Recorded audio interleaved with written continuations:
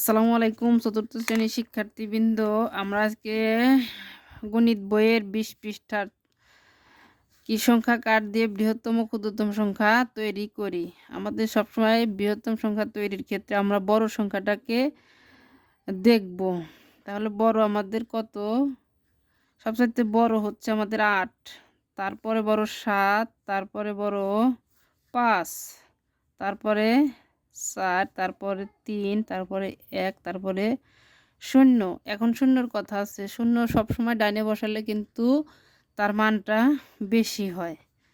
আর যদি আমার এই পাশে থাকতো তাহলে কিন্তু ০ ১ হতো। আর যদি এই পাশে বসাই তাহলে মান কিন্তু আমার এককের মান কিন্তু বেড়ে গেছে।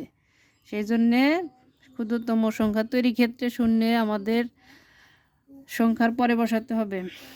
এখন ক্ষুদ্রতম সংখ্যার ক্ষেত্রে আমরা যখন সংখ্যাগুলো নির্বাচন করব, বাম পাশে যদি কোনো শূন্য দেই তাহলে কিন্তু শূন্যর কোনো দাম থাকে না। সেই হিসাবে শূন্যর দাম বাড়ানোর জন্যে বা শূন্যর দাম দেওয়ার জন্য আগে আমাদের বাম পাশে সবচেয়ে ছোট সংখ্যা ক্ষুদ্রতম সংখ্যা ১, তারপরে ০, তারপরে আমরা ধারাবাহিকভাবে বাদবাকি সবগুলো সংখ্যা লিখব। এখন আমাদের কমা বসানোর ব্যাপারে যদি আমরা কমা বসাই একক, দশক, শতক,